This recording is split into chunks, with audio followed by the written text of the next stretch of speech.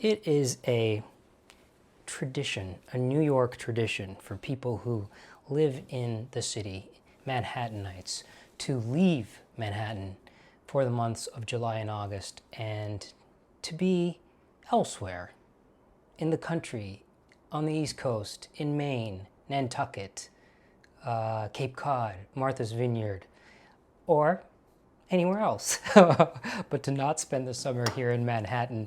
And I've been very fortunate to have some friends in Connecticut and in Rhode Island that allow me to come and stay with them throughout the year. But the summer for me, the summer has been traditionally a time when I do leave the city and swim in the ocean, swim in the pool, and then engage myself with other summerish activities, taking advantage of the warm weather. In Rhode Island, I spend a lot of time in my friend's barn where I make pottery. I practice my pottery, and I also do a bunch of other things. Yesterday, I was tidying up and I had some time to just sort of sit and look at what I had created over the summer. And it occurred to me that this is something I do regularly, this practice of looking back and assessing what I've done over a period of time. And it's one of the things that I have cultivated over the years that helps me to feel good about myself. I've talked before about how one becomes one's own best friend, which is something that I think is very healthy for your mind, to figure out how to be there for yourself, to figure out how to love yourself, how to really love yourself more than anybody else, and developing a very good relationship with yourself, which is a practice that I have worked on and really given thought and time to over the years. It makes life better. It makes life easier. It puts less pressure on the people around you to make you feel fulfilled, and more pressure just on yourself to figure out how to do that for yourself. So one of the things that I do regularly that helps me feel good about myself is this practice of looking back, assessing what I've done over a period of time, and then choosing at least one thing, identifying or finding one thing from a chunk of time that makes me feel really good about myself. And this is a kind of a three-step process that I've realized. I've realized it's 3 steps. The first step is assessing, to look back and assess. The second step is identifying or choosing the one thing or multiple things that you have accomplished for yourself that you feel proud of. And then the third step of this process is actually writing it down. So I'm going to tell you what made me feel really good yesterday. I was just looking back at what I had made in the barn over the summer. It was various things that I've made in the barn. Some of the things are quite grand, and some of the things are really small. And one of the things that I have done in the barn for the last 2 years is I've spun wool on the spinning wheel I have in the barn, like taking the sheep's fleece, washed it, carded it, spun it on the spinning wheel. I usually do that in the cold months, like September, October, November. And then I dyed the wool using indigo dye, which is a natural indigo dye. This is an all-natural process. I did it the very old way, the ancient method, which is to collect urine and to allow it to ferment in the warm sun for 2 weeks until it turns into ammonia. And then you put the indigo powder in there and you create what's called a vat. The vat becomes this bath that is very finicky. It's very finicky to actually get it to work and to produce a blue dye. Dyeing with natural indigo is a complicated chemical process. The conditions have to be just right, especially if you're doing it this ancient way using urine. So this is something that I started last summer. I got a nice blue color which I dyed my skeins with. But then over the winter, I was just thinking about the skeins that I had dyed, and I thought, you know, I would really like to get these skeins much darker blue. The skeins were last year, they were like this color. They're that kind of blue, which is a beautiful, beautiful blue. But I was looking at a painting that I've been familiar with for a long time. It's a painting called A Brahman Household, and it was painted in the 1880s by a painter called Horus van Ruith. It's a beautiful, like an Orientalist style painting of a Brahmin family in South India, and everyone's sort of dressed traditionally in white silk, but the mother is wearing an incredible sari of blue silk with a red border, and the border has gold threads in it. And at the time when a sari like that would have been woven, the threads would have been made out of real gold. The color palette for this painting is just stunning, and your eyes are really drawn to this woman dressed in blue and red and gold. She just, like, what she's wearing just pulls you right in there.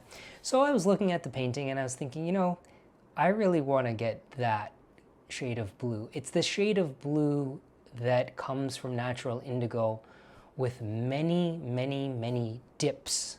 Like, in order to get that color, it's not about putting a lot of powder into the vat and putting your cloth in. The process, which, as I mentioned, is very complicated, in order to get that depth of blue, you have to dip the cloth and then air it and let it oxidize, and then dip it again, and you repeat this process many times to slowly build up the blue. And I thought, this summer, why don't I go for it? Why don't I try to get my skeins to be that shade of blue? And at the beginning of the summer, I set my vat up, and it wasn't really working. It was kind of, I won't go into the chemistry of the whole thing, but it was too cold, and the pH was off, and there were all these things that I needed to do. But then over the last few weeks, I managed to get the vat just right.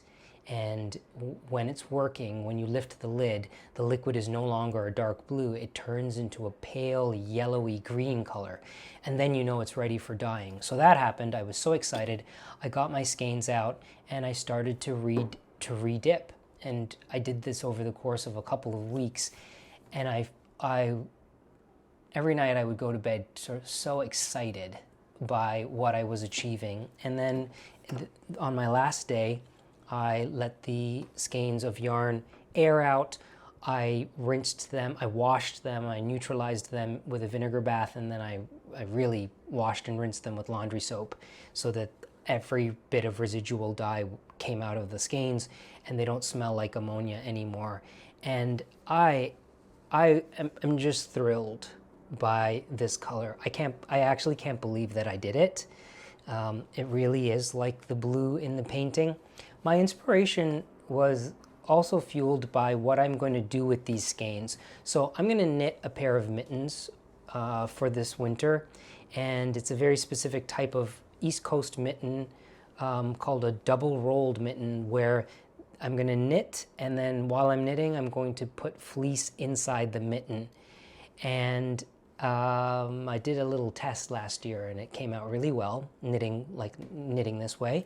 So I thought, I'm going to knit a pair of mittens for myself. And when I thought about the color of the mittens, I was thinking of them on my hands, and I was thinking of them next to my gold bangles.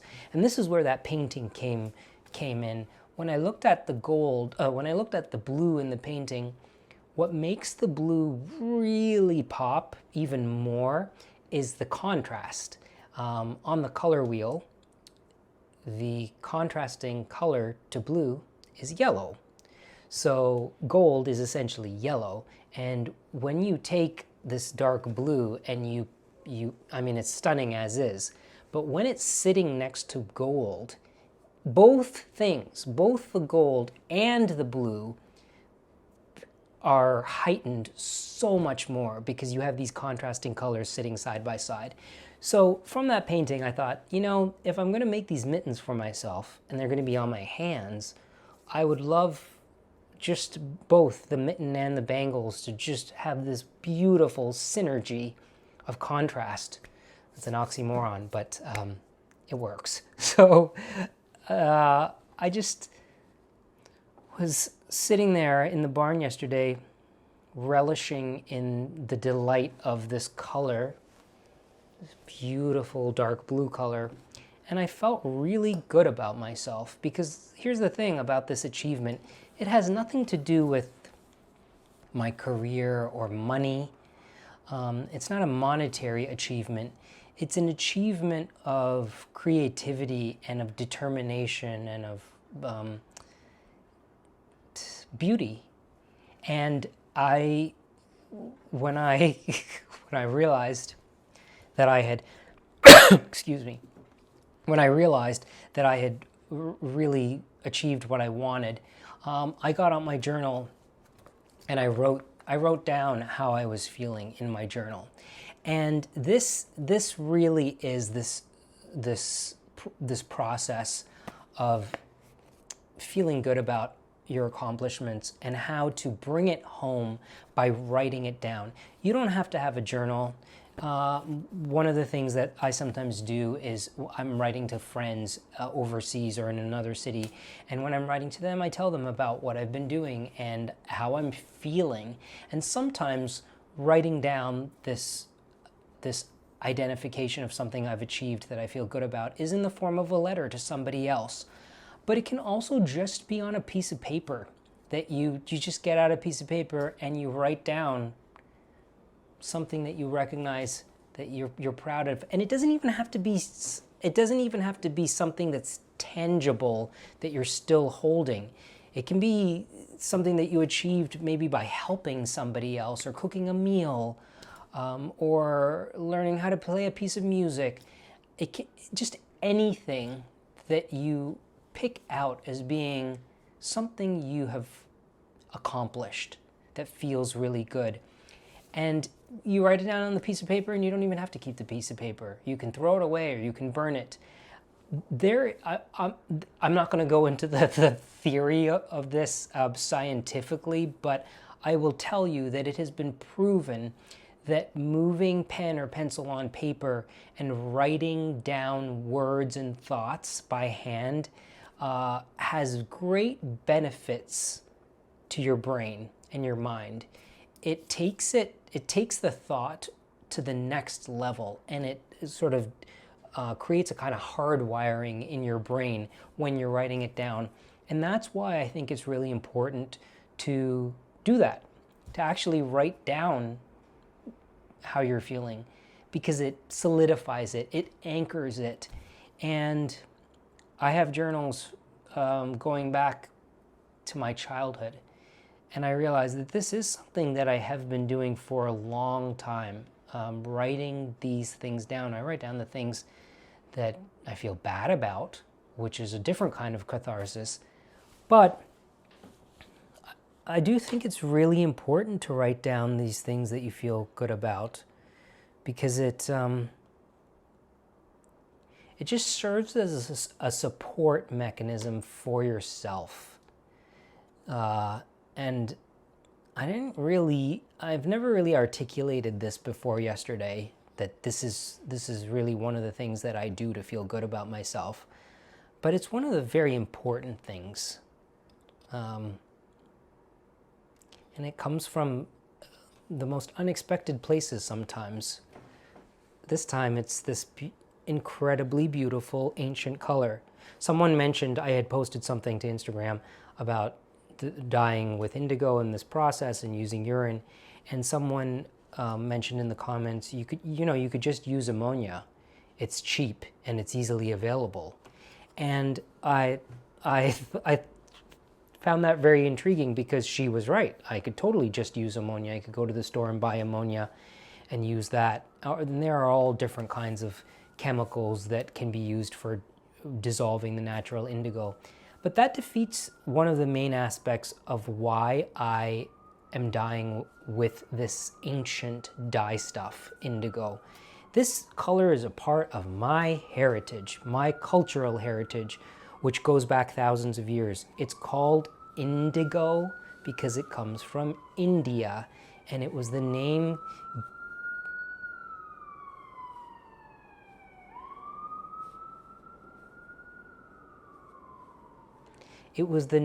given to the dye by actually the ancient Greeks, because they were familiar with the color even in ancient times and before Christ.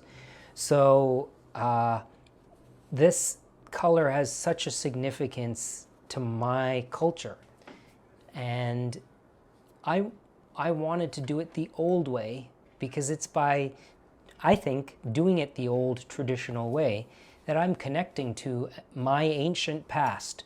So there's so much that's loaded into this color, so much more than just something that is visually beautiful. And I can't wait to start knitting. So you do your assessing.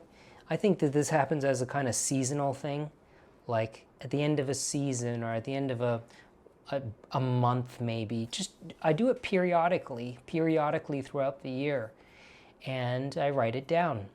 And they're like little treasures that I collect for myself. Try it out. I'm sure it will offer you some benefit to your internal relationship with yourself.